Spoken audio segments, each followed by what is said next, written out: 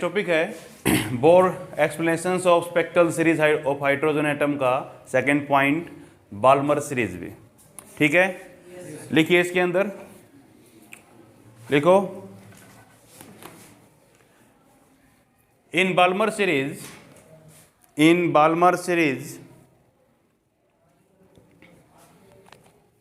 Electron jump into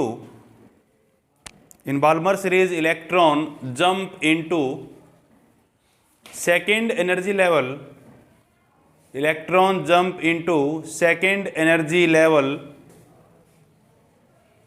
from higher energy level, second energy level from higher energy level, okay. तो यहाँ पे n1 का value जो हमारा होगा वो 2 होगा और n2 का वैल्यू ये 3, 4, 5 एंड सोन इक्वल टू, हमने क्या लास्ट टाइम इसको के लिखा था भाई, ठीक है। तो जो वेव नंबर था mu bar is equal to क्या था, r 1/n1 square minus 1/n2 square, ये कैसे लिखेंगे, -1/k का square.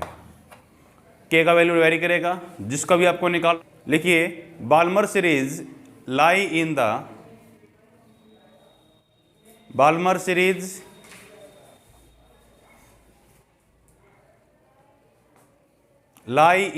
Visible region,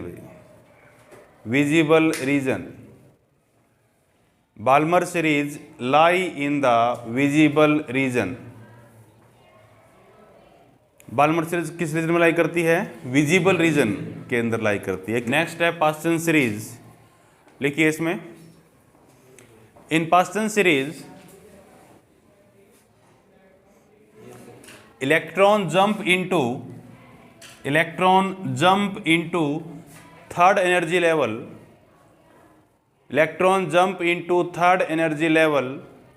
from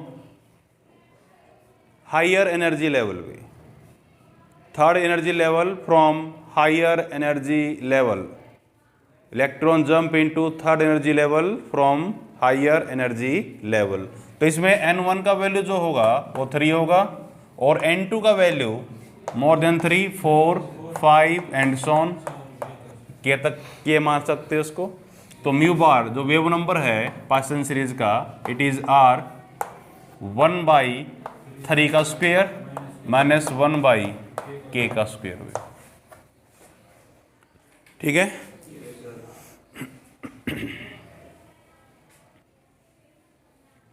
okay भाई, आगे लिखिए Paschen series lie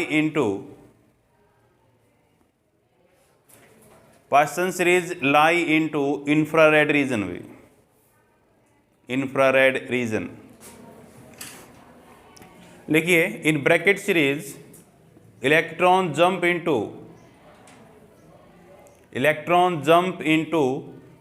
fourth energy level from higher energy level,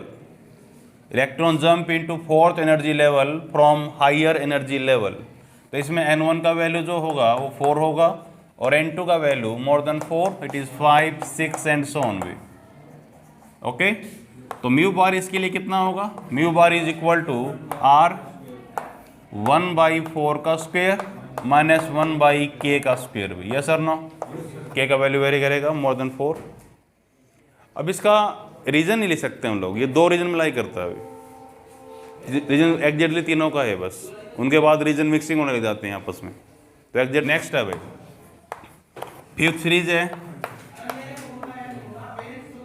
P fund series, fifth series is the Pfund series.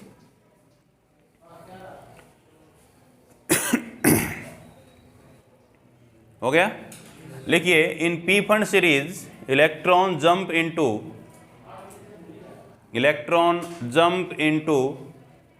Fifth energy level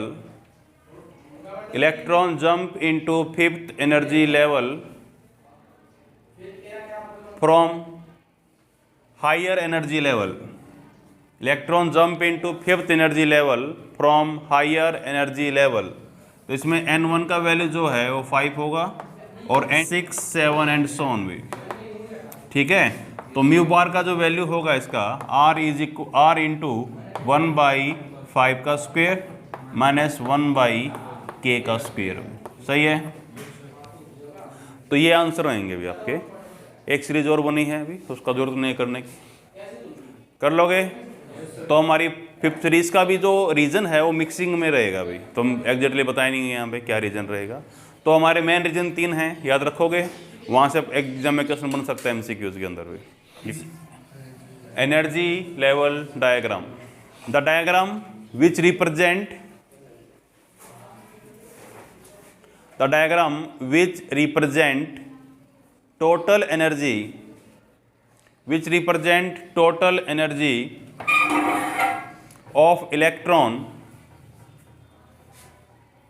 total energy of electron into different stationary orbit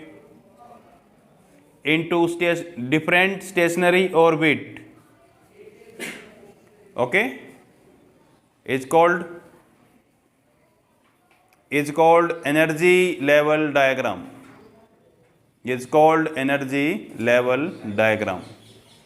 Okay, लिखिए, in this diagram we can represent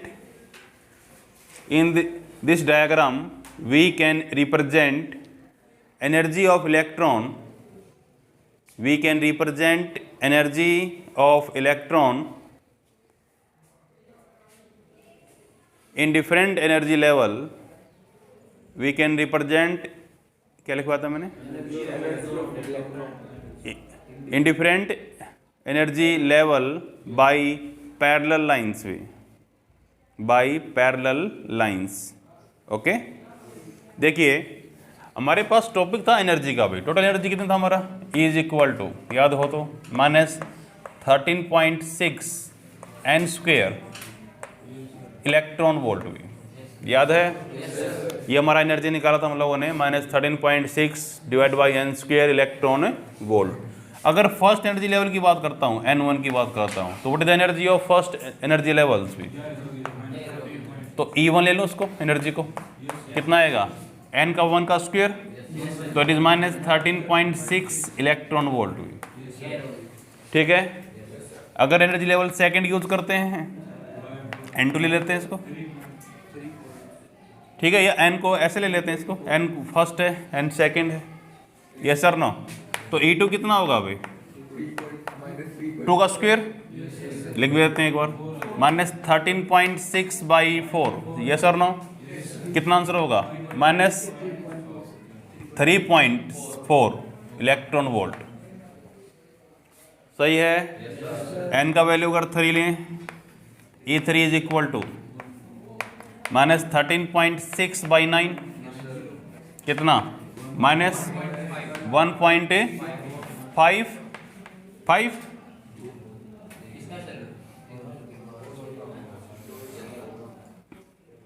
1.51 electron volt, सही है। अगर n का value 4 लें, तो E4 is equal to minus 13.6/16 is equal to, it is minus 0.85 electron volt, yes और no. n का value 5 लें, तो E5 is equal to minus 13.6/25, yes और no, is equal to minus 0.28 electron volt. Okay भाई, और भी निकाल सकते हैं, ठीक है।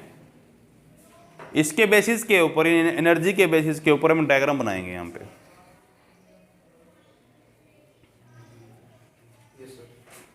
ओके। यहाँ पे ग्राफ की टर्म में बनाएंगे, यहाँ पे एनर्जी ले लेते हैं, ठीक है। उसके अकॉर्डिंग डिफरेंट स्पेसिस के अंदर सीरीज बनाएंगे यहाँ पे, ठीक है भाई। ये आपकी फर्स्ट एनर्जी लेवल मान लेते हैं, कितना एनर्जी है इसका, याद है, माइनस 13.6 इलेक्ट्रॉन वोल्ट। ये आपकी फर्स्ट एनर्जी लेवल है अभी।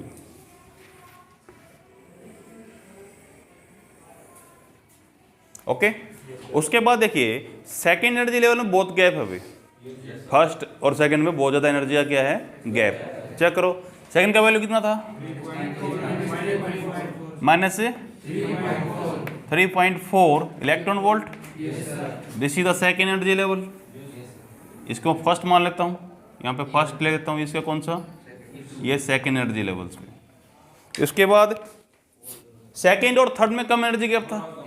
चेक करो, उसके अकॉर्डिंग करना मेरे को। यहाँ पे ले लेते हैं, ये थर्ड एनर्जी लेवल है, कितना वैल्यू है, माइनस 1.51 इलेक्ट्रॉन वोल्ट। यस और नो। थर्ड के और फोर्थ में कम गैप था, चेक करते चले जाओ। यस और नो। ये फोर्थ है, कितना, माइनस 0.85 इलेक्ट्रॉन वोल्ट। और फिफ्थ में और गैप कम हो गया, कितना, 0.28 इलेक्ट्रॉन वोल्ट माइनस का। ये था भाई, ये और भी बना सकते हैं हाई ऑर्डर के अंदर भी। अब देखिए यहाँ पे क्या होगा, इलेक्ट्रॉन जंप करेगा फर्स्ट एनर्जी लेवल में भी फ्रॉम हायर एनर्जी लेवल्स। तो यहाँ यस और नो। सेकेंड से जंप करेगा फर्स्ट में, थर्ड से जंप करेगा फर्स्ट में, यस और नो। फिफ्थ से जंप करेगा फर्स्ट में, और हायर से जंप करेगा फर्स्ट में। तो इस सीरीज को क्या बोलते हैं। अब देखिए यहाँ पे एनर्जी अलग अलग है, यहाँ पे एनर्जी अलग है, यहाँ पे एनर्जी अलग है। एक साथ जो एनर्जी निकलेगी, जो सीरीज तैयार होगी वो कौन सी की होगी, वो लेमन सीरीज की। तो कौन सी सीरीज है ये, लेमन सीरीज भी।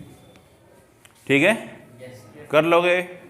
उसके बाद सेकंड में देखिएगा भाई, इलेक्ट्रॉन जंप करेगा थर्ड से सेकंड के अंदर, फोर्थ से सेकंड के अंदर, यस और नो, फिफ्थ से सेकंड के अंदर, एंड हायर से सेकंड के अंदर। जो एनर्जी रिलीज होगी इस कंडीशंस में, टोटल एनर्जी भी, वो किस सीरीज की होगी, बाल्मर सीरीज की।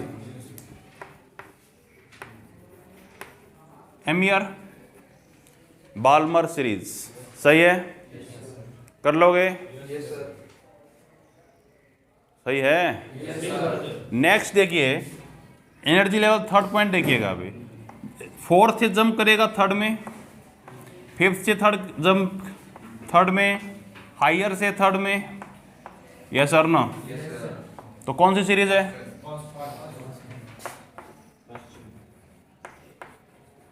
Paschen series. ओके,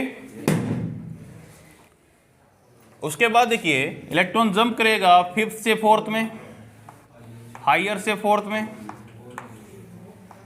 यस और नो। तो ये कौन सी होगी, डबल टी था, ब्रैकेट सीरीज भी। ओके, और यहां पे देखिए इलेक्ट्रॉन जंप करेगा फिफ्थ एनर्जी लेवल्स में from higher energy levels, yes और नो। बताओ तो कौन सी थी, पी फंड सीरीज। पहली बार क्या किया गया, एनर्जी स्पेक्ट्रम तैयार किया गया भाई of different energy levels for different series. This is called energy level diagram भी। क्या बोलते हैं इस लेवल को, एनर्जी लेवल डायग्राम। समझ में आया, एनी प्रॉब्लम भाई। या देखो पहले ये बोला गया था, ये सोचते पहले कि ये हमारा न्यूक्लियस है, ये एनर्जी लेवल्स हैं भी। और डायग्राम में क्या करते थे हम लोग, इक्वल स्पेसिस में डालते थे इनको। ये फर्स्ट एनर्जी लेवल है, ये सेकंड है, ये थर्ड है, ये फोर्थ है, इस तरह से फिफ्थ है। यहाँ पे इलेक्ट्रॉन जंप करेगा सेकंड से फर्स्ट में, थर्ड से फर्स्ट में, फोर्थ से फर्स्ट में, फिफ्थ से फर्स्ट में। तो ये सीरीज कौन सी है, लेमन सीरीज है। उसके बाद सेकंड में जंप करेगा थर्ड से, फोर्थ से, फिफ्थ से, एंड सो ऑन हायर से, तो बाल्मर सीरीज है। तो नेक्स्ट करेगा थर्ड में ऐसे, ठीक है, फ्रॉम हायर, पास्टन सीरीज है। उसके बाद फोर्थ में from highers, Pfund, sorry कौन सी ब्रैकेट सीरीज है, उसके बाद पी फंड। इस डायग्राम में देखिए हमने एनर्जी लेवल को इक्वल स्पेसिस पे बना रखा है। ये पहले गलती की थी हम लोगों ने, लेकिन ये एक्चुअल में क्या है, ये ऐसा है। टॉपिक है लिमिटेशंस ऑफ बोर थ्योरी, या बोर एटॉमिक मॉडल्स में लिमिटेशंस क्या हैं। आपने पूरा मॉडल पढ़ लिया भाई, क्या लगा आपको लिमिटेशंस क्या हो सकती हैं? पहला पॉइंट इसने हर काम किसके लिए किया था? हाइड्रोजन एटम के लिए, ये इसका लिमिटेशन बना हुआ है। लिखिए पहला पॉइंट डालिएगा, this theory is applicable only for hydrogen atom भी। This theory is applicable only for hydrogen atom. Okay? It does not explain, इसी में लिखिए, it does not explain the atoms whose atomic number, it does not explain the atoms whose atomic number is greater than 1. Atomic number is greater than 1 से ज़्यादा वालों को explain नहीं कर पाया। कुछ को किया है, कुछ को नहीं किया। कर लोगे? सेकेंड पॉइंट भी, सेकेंड पॉइंट क्या हो सकता है? इसने क्या बताया था कि न्यूक्लियस के चारों तरफ इलेक्ट्रॉन घूमता है, यस और no, in a circular path. किसमें? सर्कुलर पाथ के अंदर भी, जबकि इलेप्टिकल पाथ भी पॉसिबल है, as like planets moving around the sun, yes और नो। समझ में आ रहा है कि नहीं आ रहा? तो लिख लीजिए सेकेंड लिमिटेशंस। ये ऐसा ही क्यों बोल दिया इसने भाई, जबकि वो भी पॉसिबिलिटी थी। ठीक है, लिखिए electron moving around the nucleus, electron moving around the nucleus into a circular path, into a circular path, but elliptical path is also possible. Elliptical path is also possible. Okay, elliptical path is also possible. कर लोगे? हो जाएगा। Third point भी, third point बनाइए। इसने बताया model को ये भी, ये है 2 डायमेंशन मॉडल भी, 3D पॉसिबल भी है। इलेक्ट्रॉन सिर्फ ऐसे थोड़ी घूम रहे हैं, ऐसे भी घूम सकते हैं, ऐसे भी घूम सकते हैं, ऐसे भी घूम सकते हैं। लिख लीजिए Bohr gave only 2 dimension model भी। Bohr gave only 2 dimensional model, 2 dimensional model, but 3 dimensional is also possible, या 3D लिख सकते हो। 3D is also possible, 3 dimensional is also possible. कर लोगे? Yes sir. नेक्स्ट है भाई fourth point, it does not explain. Fourth point डालिएगा, it does not explain fine line of spectral series. It does not explain fine line of spectral series of hydrogen atom. Fine line of spectral series of hydrogen atom, बिल्कुल fine line तैयार हुई थी, वो क्यों हुआ explain नहीं कर पाया। बनी क्यों थी बता दिया इसने। फाइन लाइंस बिल्कुल कैसी तैयार हुई है बिल्कुल स्पेसिस के अंदर, वो क्यों बना भाई, ये बता नहीं पाया इस चीज़ को। नेक्स्ट लिमिटेशंस भी, it does not explain intensity of spectral series भी। Intensity of spectral series lines, intensity of spectral series line. Intensity समझते हो, कितना फाइन क्यों दिख रहा था वो लाइंस। इंटेंसिटी क्या थी उसकी, कम थी ज़्यादा थी। Intensity of spectral series line. Yes or no? Next B. It does not explain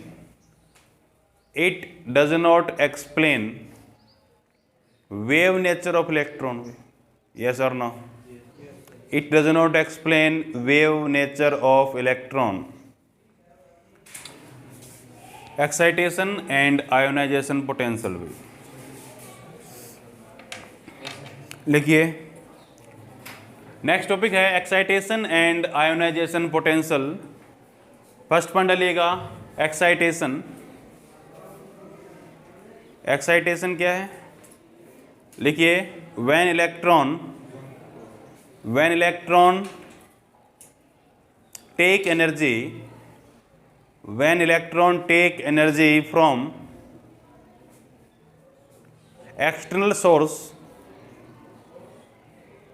external source, then it jump into high energy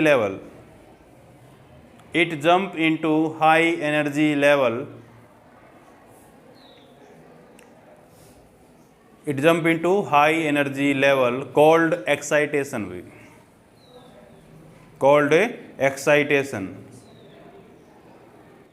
okay ये तो है एक्साइटेशंस भी. अब पोटेंशियल क्या होता है आपको पता? पोटेंशियल वर्क डन है भाई इलेक्ट्रॉन को चार्ज को ले जाने के लिए. तो ये वो पोटेंशियल है जो इलेक्ट्रॉन को जंप करवाता है लो एनर्जी से हाई एनर्जी के अंदर भी. लिख लीजिए इट कौन है? It is the minimum potential required. Minimum electric potential लिखिएगा. Minimum electric potential required to jump a electron from low energy level to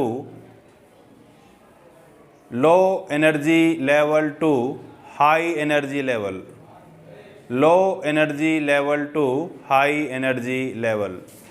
Okay, what is the excitation potential? Minimum potential required to jump electron from low energy level to high energy level. Yes or no? Simple definition भाई. Okay. Second है ionization potential भाई. Ionization potential.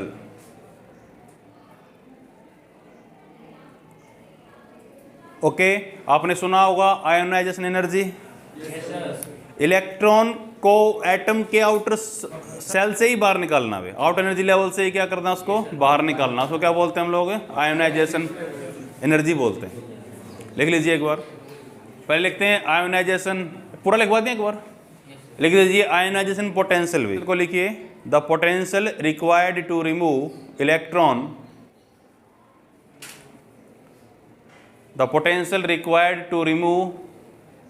Electron from outermost cell. The potential required to remove electron from outermost cell of the atom. या outermost energy level. Yes or no? कोई दिक्कत नहीं है. outermost cell of the atom is called ionization potential. कर पाओगे? पहला question लिखिए भाई. फर्स्ट क्वेश्चन है what is the distance of closest approach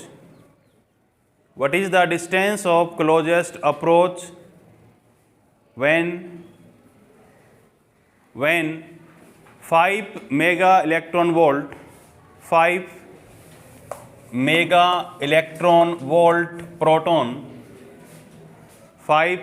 electron volt proton approach gold nucleus.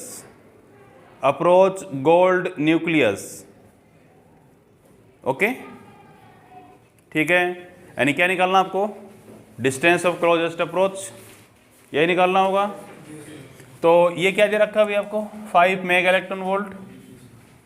क्या चीज़ है ये एनर्जी है भाई. कौन सी एनर्जी? याद हो ना, हाफ mv². ये से चल के आ रहा है इस एनर्जी से. काइनेटिक एनर्जी दे रखी है आपको. It is half mv². 5 mega electron volt. Mega कितना होता है? 10⁶ यस और नो? इलेक्ट्रॉन वोल्ट कितना होता है? 1.6 10 की पावर माइनस 19। ये आंसर किस में आ जाएगा? जूल के अंदर भी कर लोगे। और गोल्ड न्यूक्लियस दे रखा है तो जेड का वैल्यू कितना होगा? 79। तो डिस्टेंस ऑफ क्लोजेस्ट अप्रोच का फार्मूला क्या था? बताओ जल्दी से मेरे को। डिस्टेंस ऑफ क्लोजेस्ट अप्रोच के ले लूं, के ले लूं? Z 2z E square by half M we square, यही है। What is the value of K? 9 10 की पावर 9, 1/4 पाई एप्सिलॉन का वैल्यू होता है। 2 इंटू जेड 79 ई 1.6 10 की पावर माइनस 19 का स्क्वेयर, यही है ना? प्रोटोन है भाई, सेम चार्ज होगा। यस और no? What is the value of 5 10 की पावर 6 इंटू 1.6 10 की पावर माइनस 19? कर सकते हो कि नहीं? सोल्व। ठीक है, इसका आंसर होगा 2.27 10 की पावर माइनस 14 मीटर। मैंने बोला अप्रोक्सीमेशन आंसर आएगा हमारा 10 की पावर माइनस 14 के अंदर भी। यस और no? This is the distance of closest approach. लिखिए, find calculate distance of closest approach for the nucleus of atomic number 80, for the nucleus of atomic number 80 when alpha particle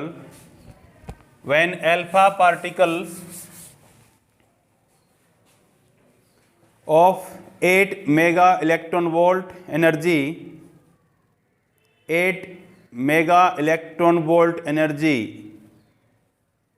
approach the nucleus। कुछ फर्क है इस question में? उसमें कुछ भी नहीं है। Z कितना है यहाँ पे? 80 और E कितना है? कर सकते हो, कोई बड़ी बात नहीं है। ये क्वेश्चन एग्जाम में पूछा गया, इसका डायरेक्ट क्वेश्चन लिखवाऊं, करूं? Z कितना है? 80 और half M v square 8 mega volt energy, यही है ना? कितना? 1.6 10 की पावर माइनस 19 जूल। तो radius distance of closest approach के Z e square by half M we square, सही लिखा है? तो 9 10 की पावर 9 इंटू 2 इंटू 80 इंटू 1.6 10 की पावर माइनस 19 का स्क्वेयर डिवाइड बाई 8 इंटू 10 की पावर 6 1.6 10 की power minus 19। Answer is R naught 2.8 10 की पावर माइनस 14। ओके, है तो गोल्ड ही। नेक्स्ट अभी 2008 CBSE board. The energy of electron is, जितना जल्दी लिखोगे ना उतना ज़्यादा क्वेश्चन होंगे भी आपके। Okay, the energy of electron in hydrogen atom is, energy of electron in hydrogen atom is value दे रखी है,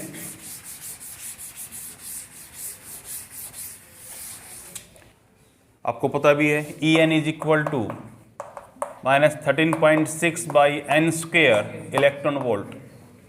okay, where n is 1 2 3 and so on भी पता है, ऑब्वियस बात है, 1 2 3 एंड सो ऑन। ओके, मैं लिखवा रहा हूँ एग्जैक्ट कम जो स्टेटमेंट एग्जाम में पूछी गई है। आपको प्रॉब्लम वही होती है, हम यहाँ पे इजीली करा लेते हैं, एग्जाम में वही क्वेश्चन घुमा के पूछ लेते हैं, प्रॉब्लम हो जाती है आपको। तो आगे लिखिए, show that energy in hydrogen atom, show that energy in hydrogen atom cannot have an energy of minus 6.8 electron volt, cannot have the energy of minus 6.8 electron volt first question है ये। Second लिखिए, spacing between the spacing, ये पहला point हो गया। Second point, spacing between the line within the given set of observation, within the given set of observation hydrogen spectrum, given set of observed hydrogen spectrum decrease as n increase, decrease as N increase. Okay, आपको बताना है जो spacing है वो कम होने लग जाती है जब इसका एन का वैल्यू बढ़ जाता है भाई। ऐसा क्यों होता है? ठीक है, पहले तो ये प्रूव करना है कि एनर्जी ये नहीं होती हुई। ओके, अगर मैं एन का वैल्यू 1 ले लेता हूं तो एनर्जी कितना था? एन इक्वल टू 1, तो E is equal to E1 ले लेते हैं 13.6 बाई 1 का square, it is -13.6 electron volt. Second वाला n इक्वल टू 2, तो E2 कितना था भाई, कुछ याद है? कितना था? 3.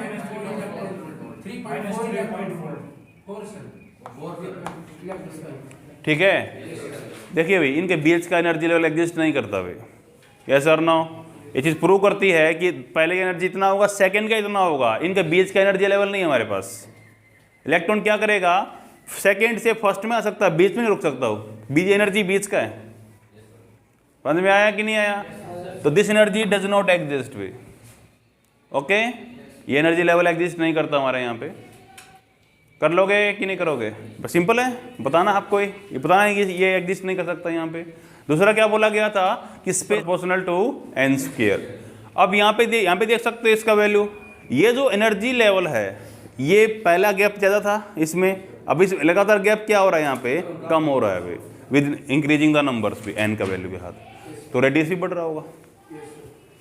समझ में आ रहा है? रेडियस तो बढ़ ही रहा है, लेकिन उनके एनर्जी लेवल के बीच का गैप क्या हो रहा है, लगातार कम हो रहा है। पहले गैप ज़्यादा था इन दोनों के बीच का, थर्ड एनर्जी क्या आएगा, E3 n इक्वल टू 3 करें तो -1.5। अब ये गैप और कम हो गया, और कम हो जाएगा। n इंक्रीज करने से एनर्जी का गैप भी क्या हो रहा था, लगातार कम हो रहा है। बस लिखना है आपको ये बात, कर लोगे? 2008 CBSE बोर्ड में ऐड कर लिया? लिखिए भाई, the energy level diagram is given. आपको एनर्जी लेवल डायग्राम गिवन है अभी, मैं बना रहा हूं यहां पे, आप भी बनाइए जल्दी से।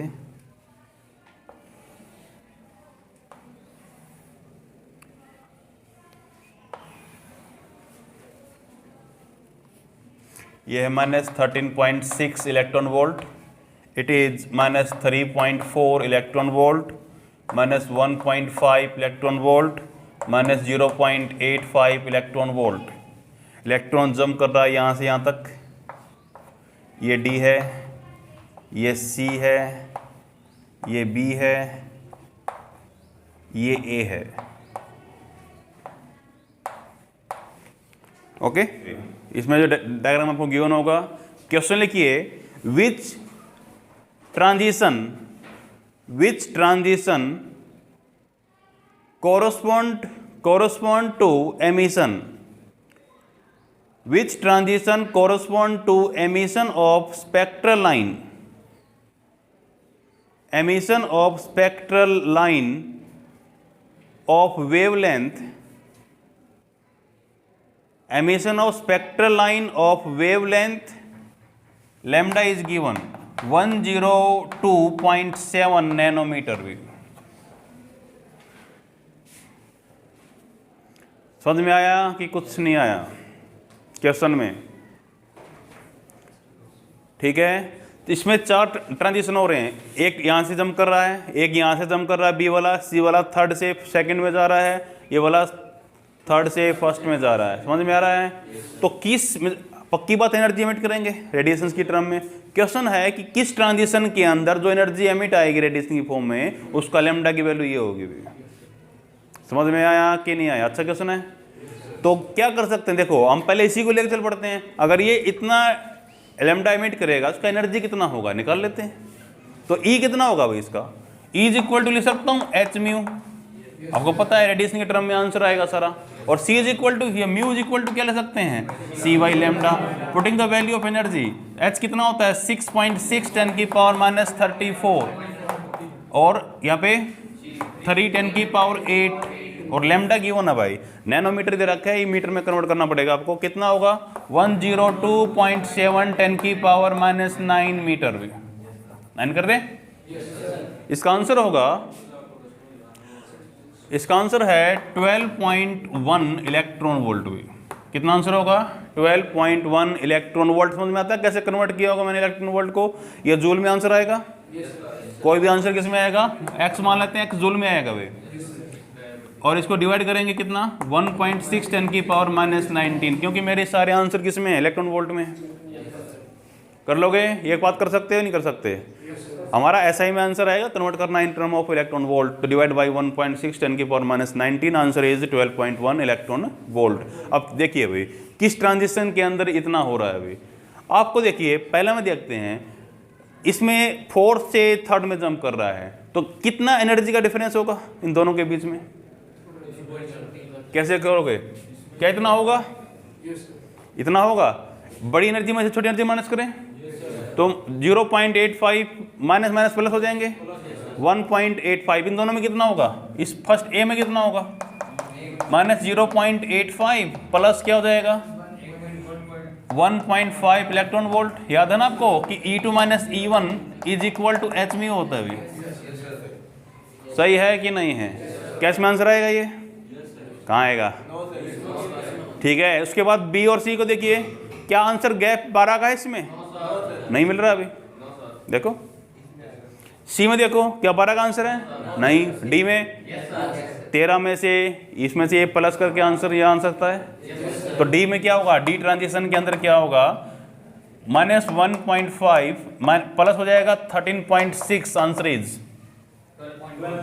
12.1 इलेक्ट्रॉन वोल्ट। तो ट्रांजिशन कौन सा होगा भाई? डी का होगा। समझ में आया? नहीं आया?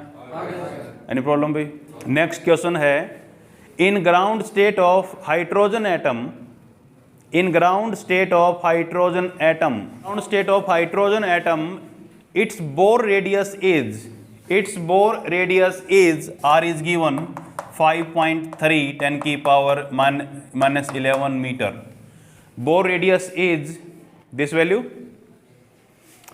Atom is excited, atom is excited such that,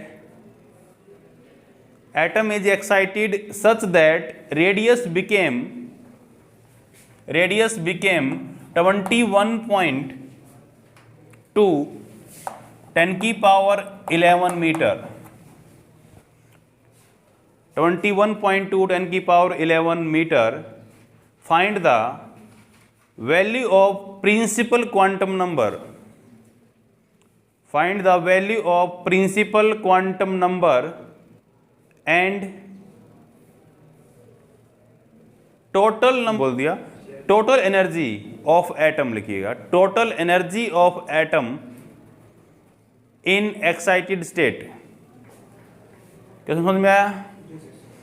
एक एटम के इलेक्ट्रॉन क्या कर गया? एक्साइट कर गया, तो क्या करेगा? It jump into high energy levels. तो रेडियस पक्की बात तो पड़ेगा उसका। पहले रेडियस ये था, इसको R1 ले लूँ। अब रेडियस क्या बन चुका था? R2। तो पहला क्वेश्चन तो ये पूछा गया है कि find the value of principal quantum number भी। क्या होता है? What is the principal quantum? Principal quantum number क्या बोलता है आपको?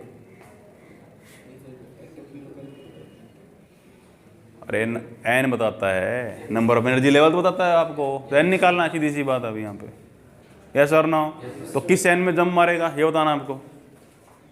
कर लोगे? किस एनर्जी लेवल में पहुँच गए हो यार, ये पूछना बताना है आपको। आपके सामने डाल दिया प्रिंसिपल क्वांटम नंबर, तो आपके होश उड़ जाते, पता नहीं क्या पूछ लिया भाई। कुछ नहीं पूछ लिया, नंबर ऑफ एनर्जी लेवल तो पूछ रहा है। तो निकालो। तो रेडियस ये था भाई। इस रेडियस के लिए n कितना होगा निकाल सकते हो, आपको पता है भाई r is proportional to n square भी। यस और नो? क्या मैं इसको ऐसे उल्टा लिख सकता हूं, n proportional to under root r? Any problem? कोई प्रॉब्लम नहीं है। यस और नो? तो व्हाट इज n1? सही लिखा है? अरे सही लिखा है, लिखा n2 r2 कांस्टेंट आएगा, साथ में कांस्टेंट तो है ही, दोनों के सेम भी हैं, डिवाइड कर दे लोग, उल्टा कर दो तो प्रॉब्लम भी नहीं। n2 बाई n1 में कितना लिखोगे, under root r2 by r1, बड़े वाला ऊपर कर देते हैं, ठीक है। तो नंबर निकालना है ना हमको, तो पुटिंग द वैल्यूज भाई, तो n2 बाई n1 का वैल्यू निकाल सकते हो क्या, r2 कितना है, r2 कितना है 21.2 10 की पावर माइनस 11 डिवाइड बाई 5.3 10 की पावर माइनस 11, कितना आंसर होगा, हाँ ठीक होता है, ये आएगा ना, अब 2 आएगा, अब ठीक है, यही होगा, बस यही था। और क्या निकालना, सेकंड क्वेश्चन भी इसमें टोटल एनर्जी निकालनी है भाई, टोटल एनर्जी का वैल्यू कितना होता है, माइनस 13.6 बाई 2 का स्क्वायर, कितना वैल्यू, माइनस 3.4। प्रॉब्लम क्या रह गया, सोल्व कर लोगे, ये क्वेश्चन अच्छा लगा है मेरे को, ये करते हैं। लिखिए भाई, using Rydberg formula, using Rydberg formula calculate wavelength of, calculate wavelength of first 4 spectral line, first 4 spectral line in Lyman series, in Lyman series of hydrogen spectrum, in Lyman series of hydrogen spectrum। ये question NCERT भाई, NCERT question के chance होते हैं exam में आने के, ठीक है। Using Rydberg formula calculate the wavelength of first 4 spectral line of Lyman series of hydrogen atom, कुछ याद है फार्मूला, यस और नो?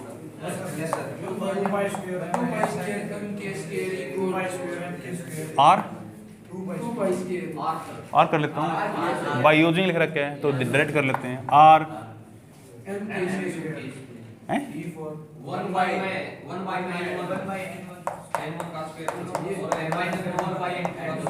यही है, लैम्डा निकालना भाई, प्रॉब्लम क्या रहेगी, कुछ भी प्रॉब्लम नहीं है, किस में जम कर रहा है, अरे कुछ नहीं है, लेमन सीरीज है ना, तो n1 का वैल्यू तो 1 हो गया, सीधी सी बात है, कर लोगे। बाकी इसमें 2 कर लेंगे, 3 कर लेंगे, 4 कर लेंगे एंड सो ऑन भी, सही है। तो लेमडा इज इक्वल टू कितना होगा, इसको r 1 बाई r ले लूँ, उल्टा कर देते हैं, इसको एलसीएम लेके देखें कितना है LCM, n1 square into n2 square divide by n2 minus n1 square low, LCM लेना जाएगा इसका, इसको ऐसे ले सकता हूँ, देखिए n1 स्क्वायर n2 स्क्वायर, यहाँ पे n2 square minus n1 square, उल्टा कर दिया भाई, कर लोगे। पहले किस सीरीज के लिए कर रहे हैं, सेकंड के लिए, पहले चार निकाल लें, 3 निकाल लें, पहले 4, तो n1 की वैल्यू तो फिक्स हो गई है, n2 की वैल्यू कितनी कर ले, 2 कर लेते हैं, तो lambda is equal to 1 by R का वैल्यू कितना था भाई, 1.0097 10 की पावर प्लस का, n1 का वैल्यू 1 है, 1 का स्क्वायर 1 करोगे, n2 का वैल्यू 2 है, 2 का square divide by 4 minus 1, solve कर लो, वैल्यू आएगा इसका, lambda is equal to, angstrom में वैल्यू डाल दूँ 1218 एंगस्ट्रॉम, एंगस्ट्रॉम कितना होता है 10 की पावर माइनस 10 में आंसर आएगा, कर लोगे, एनी प्रॉब्लम भाई, सही है कि नहीं है। उसके बाद n2 का वैल्यू 2 करो, यहाँ पे ले लेते हैं, n इज इक्वल टू 3, फर्क क्या रहेगा, यहाँ पे लेमडा इज इक्वल टू 1.1097 10 की पावर कितना 7, 1 का स्क्वायर माइनस इंटू 9 का हो गया 9 माइनस 1, सही लिखा है। इसका सॉल्यूशन होगा next 10 lambda is equal to 1028 angstrom. Third लिख दूं भाई, ये फर्स्ट हो गया लैम्डा फर्स्ट, ये लैम्डा सेकंड, लैम्डा थर्ड का निकाल सकते हो, लैम्डा 4 का निकल जाएगा। वैल्यू लिख देता हूँ, आंसर लिख देता हूँ इसके मैं 974.3। नेक्स्ट का रहेगा आंसर इज 95951.4 एंगस्ट्रॉम। निकाल पाओगे? कोई बड़ी बात नहीं है अभी। लिखिए next question.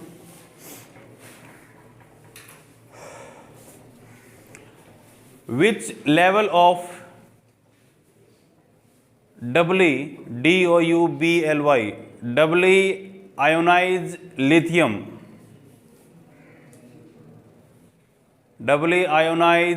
ionized lithium has same energy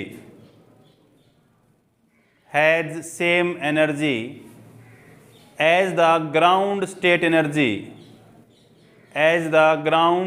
state energy of hydrogen atom. Ground state energy of hydrogen atom. Compare orbital radius of two level. Compare orbital radius of two level. जो भी लेवल निकलेंगे यहाँ पे, ठीक है? Question समझ में आ रहा है? ढंग से पढ़ो एक बार। कुछ प्रॉब्लम लग रही है आपको इसमें? कुछ नहीं है, डबली लिथियम आयनाइज कुछ नहीं भाई, लिथियम है हाइड्रोजन है। क्या पूछ रखा है? दोनों का एनर्जी लेवल को सेम किया गया है अभी, यस और नो? तो व्हाट इज द एनर्जी? बताओ। Is equal to -13.6 N square -13.6 by N square, क्योंकि जेड भी है भाई, हाइड्रोजन थोड़ी अभी तो जेड स्क्वेयर भी होता है। चेक करो इलेक्ट्रॉन वोल्ट, जब हम तो हाइड्रोजन के लिए 1 लेके चलते हैं, सही है कि नहीं है? नहीं, जेड भी आता है। अब किसका एनर्जी ऑफ लिथियम, यही है ना? Energy of lithium is equal to energy of hydrogen atom, yes और नो? ये बोला गया है। किसी लेवल में बराबर हो रही है, वो लेवल का पता करना हमको। तो ये बता करना आपको कि लिथियम की एनर्जी हाइड्रोजन की ग्राउंड एनर्जी से किस लेवल में मैच होगी भाई। समझ में आ रहा है कि नहीं आ रहा? दोबारा सुनिए क्या बोल रहा हूँ कि लिथियम की एनर्जी, लिथियम का सेकेंड आयोनाइज, इसका मतलब समझ में आता है आपको? आपको ये केमिस्ट्री में पढ़ा होगा कि second ionize energy is always greater than first ionize energy. क्यों? जब इलेक्ट्रॉन निकाला जाता है वहां से, तो उस पर जो बच गया उस पर पकड़ स्ट्रांग हो जाती है न्यूक्लियस की भी, तो उसको निकालना मुश्किल काम है। तो वो एनर्जी लेवल उसको जम करवाना सेकेंड कंडीशंस के साथ, वो एनर्जी लेवल लिथियम का हाइड्रोजन के ग्राउंड एनर्जी लेवल से मैच कर रहा है। किस लेवल पे आके? समझ में आई कि नहीं आई? आया क्वेश्चन समझ में आया भाई? तो एनर्जी ऑफ लिथियम भाई ले सकता हूँ -13.6 बाई एन स्क्वेयर, पता नहीं है, निकालना मेरे को, यस और नो? और जेड कितना है? 3 होता है, 3 का स्क्वायर इज इक्वल टू कितना भाई? -13.6। इसका ग्राउंड एनर्जी कौन सा होता है? 1 का स्क्वायर। सही है कि नहीं है? What is the value of N भाई? बता रखा। कंपेयर द रेडियस भाई, निकाल लो। किसका? R is equal to proportional to N square by Z भी होता है अगर हाइड्रोजन एटम ना हो तो। चेक करो फार्मूले में, पूरा फार्मूला लिखते हैं, यस और ना? तो इस एनर्जी लेवल का कितना आएगा आंसर पे? अब ये कंपेयर करना दोनों के साथ। ये किसका है? लिथियम में कितना होगा? ऐसा कर लें इसको, R, चलो ठीक है, R lithium by R hydrogen divide कर दूं, यस और नो? कांस्टेंट तो कैंसिल हो जाएगा वो बाकी, तो कितना आएगा? R लिथियम कितना है? 3 का स्क्वायर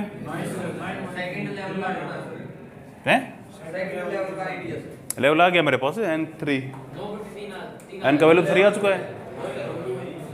चलिए एक मिनट ऐसा करते हैं, इसको लिथियम को बना लेते हैं पहले। तो ये लिथियम के लिए कितना होगा, N कितना आ गया 9/3, तो 3 हो गया।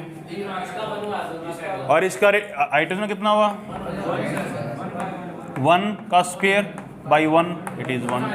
तो रेशो कितना हुआ 3:1। रेशो कितना हुआ 3:1। रेशो पूछ रखा भाई, कंपैरिजन तो रेशो मीटर में होता है, तो 3:1। समझ में आई बात है, यस सर ना।